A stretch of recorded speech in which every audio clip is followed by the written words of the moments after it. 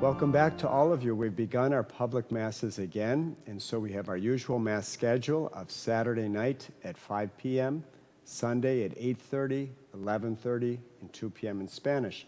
I'd like to go over some of the guidelines that we're following as we are reintegrating people back into our public masses. First of all, it would be very great to have you back here with us. We've definitely missed everyone.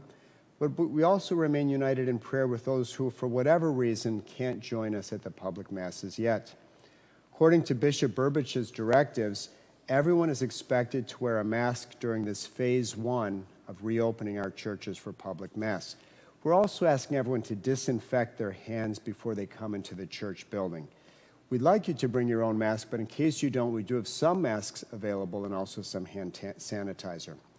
If you are experiencing any COVID symptoms, which would include fever, difficult breathing, or a dry cough, please return home immediately. Unless you're family members, we're asking everyone within the pews to maintain a physical distance of 6 feet from another person. Also, there's designations on each pew about the maximum number of people per pew, so we'd ask you to please follow those designations. If you're going to be sitting in the parish hall, we've moved the chairs apart, so we've deliberately placed them, and so we're asking people not to move those chairs. We won't be passing the basket at the time of the offertory, so please place your donation in one of the baskets in the vestibule, either before Mass begins or as you leave after Mass. We are looking into getting baskets with poles on them, but at this point they're all back ordered. I guess a lot of other churches are thinking of the same thing. Also, the bishop has reminded us that everyone retains the right to decide how to receive communion, whether on the tongue or on the hand, but he has asked us to please consider prayerfully whether or not this would be a good time, at least temporarily, to receive reverently on the hand. Also, because some of our parishioners have been afraid of the possibility of contagion, if you are going to receive on the tongue, we're asking you to wait to receive at the end of the communion line. I would encourage those who are especially concerned about the contagion to sit toward the front of the church, and then they can be among the first to receive, and those who are going to receive on the tongue to sit in the back of the church so that they'll all receive together at the end of the line. As you approach communion to receive the Eucharist, please lower your mask, receive the host, and then replace your mask. If you have gloves on, you'll need to remove them before you receive communion if you're going to be receiving on the hand.